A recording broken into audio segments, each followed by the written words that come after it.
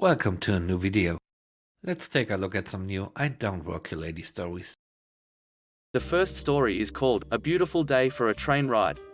This took place way back in 2007 when I was in my early 20s, working full-time at an auto parts store. I drove a white Nissan. It was ancient but no complaints.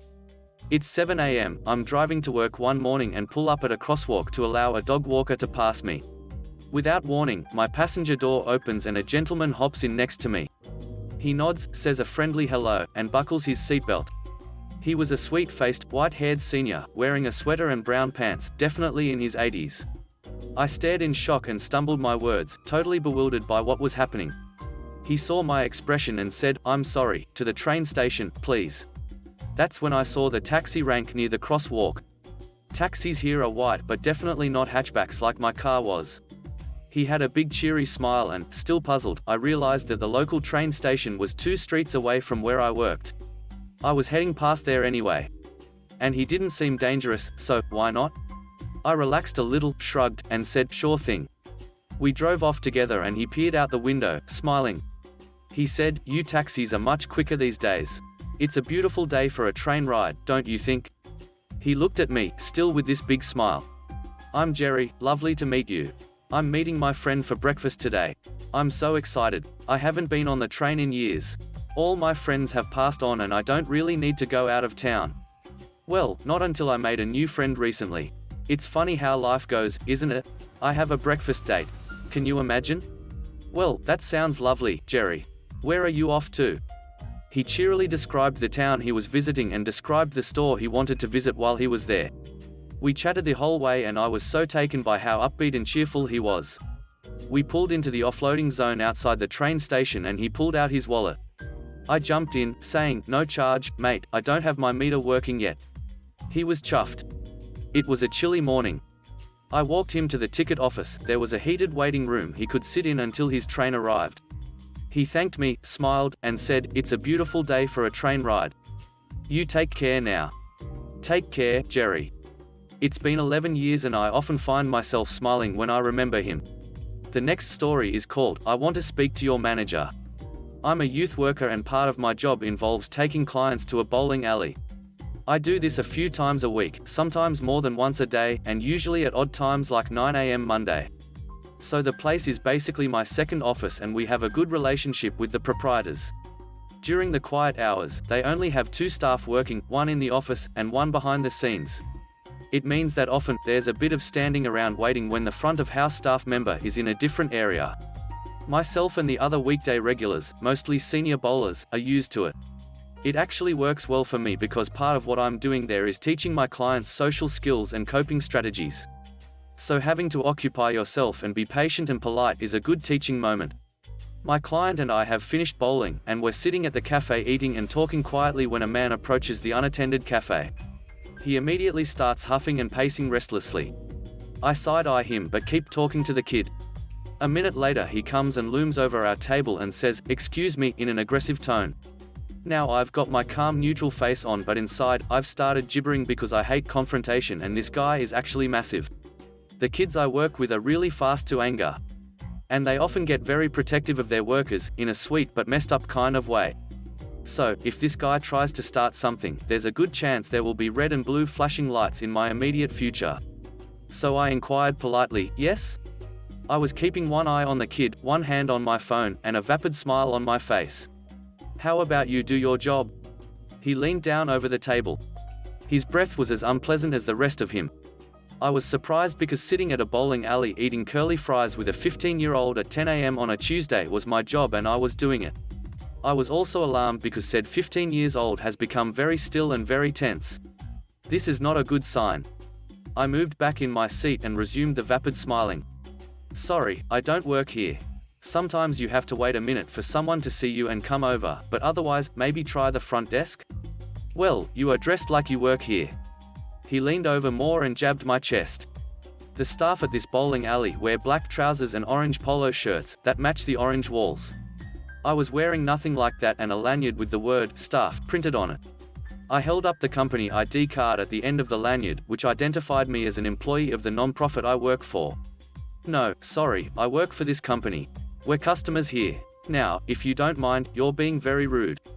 I smiled my best everything is fine smile to the kid eyeing the cutlery bucket. Don't talk to me like that. I want drinks and some wings. He actually smacked the table with his hand. I looked over to the main area. Oh good, he has friends. I leaned back as far as I could.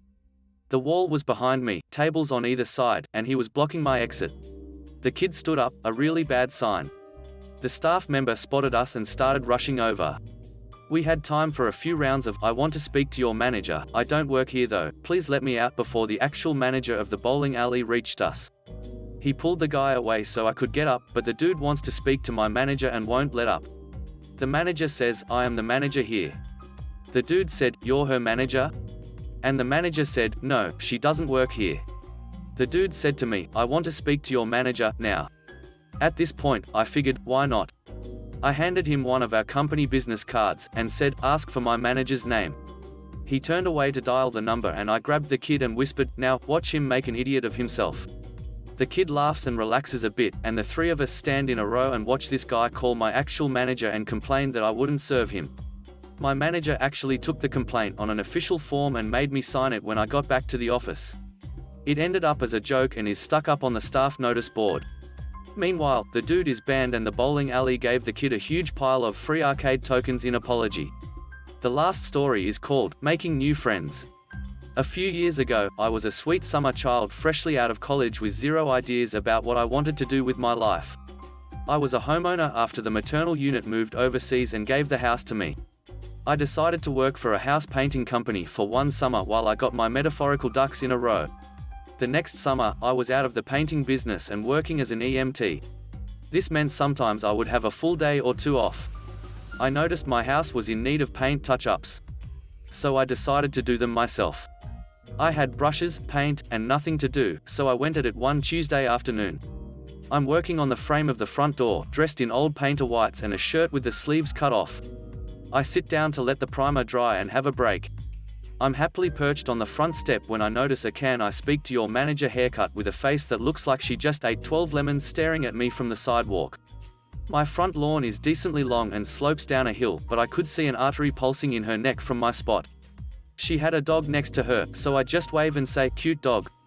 I guess my words broke the floodgates, and she unleashed upon me a verbal attack of which I understood about 30%. The gist: how dare you sit around on the job on this nice property? You don't deserve to sit there and waste the hard-earned money of the well-educated person that owns this place. While I'm pondering this, she's still spewing frothing condescension at me about immigrants. Well, I'm white, like really white, with blonde hair and green eyes. I was born and raised in this house. Perhaps I look like some sort of guy from far away. So I stand up and make my way down to her, but not before cracking open another beer. She's positively quivering with anger and indignation, her dog is pulling at the leash to say hi to me. And so I bend down to say hello back. She says, "Well, what do you have to say for yourself?" I raise myself to my full height, which towers over her little nothing self. She doesn't back down, and the following conversation ensues. I say, "Hello ma'am, what seems to be the problem?" She scoffs, "You, sitting there wasting the homeowner's money so you can get paid to be a lazy drunk." I say, "I'm being paid? Seems odd, I didn't feel the need to pay myself for this, but I suppose that could be fun to try." Her gears started turning. "Pay yourself? Don't make me laugh, someone like you couldn't afford this house. You need an education for a real job." I'm wondering what her education fixation is all about, but not caring all that much, I just want to entertain her conversation enough to really get her mad. I say, "Well, I didn't buy this house, my mother did, but she left it to me when she moved overseas after I graduated from college." She smirked and said, "Did you go to the local community college, known for not being that great? Only someone working as a painter would go there." I say, "Actually, if you look at my shirt, you'll see it says Ivy League School Athletics, which is where I attended school and played a sport.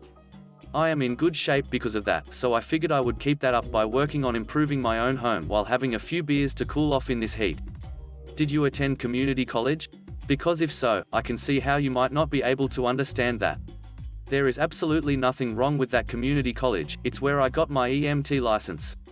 Her eyes widen bigger than I thought possible. And her mouth starts working like elderly folks do when they've lost a lot of teeth, lots of lip twisting.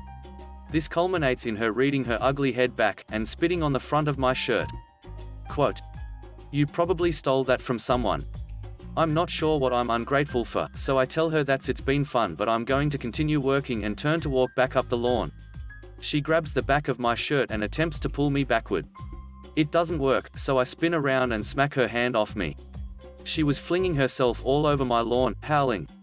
She's let go of the dog's leash, so he comes over to me for pets, happy as a clam.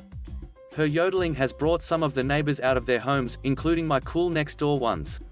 They come over and I give them the story and ask for their phone to call the cops. Mine was inside, charging. They laugh and hand it over. I let the cops know that someone is screaming loudly on my lawn, could they please come to remove her? I return to my work and my cool neighbors probably have started making popcorn. A little while later, I hear the cops arrive. The crazy lady is still there and starts screaming at the cops a story of a squatter who chased her with a baseball bat and broke her arm in multiple places. Her talons point to me, so I come down and tell the cops the whole story. They crack up, apparently, they know the nutcase by name, and so they tell her to call her husband to get the dog again. They cuff her for trespassing and disorderly conduct. The dog hung out with me until the husband, apologizing profusely, came and got him. He also informed me that they are in divorce proceedings, so that may have made her crazier than usual. I never saw the lady again, thank God, but have developed a neighborly friendship with her ex and the dog. Thanks for watching the video. I hope you enjoyed it. Have a great day. Bye bye.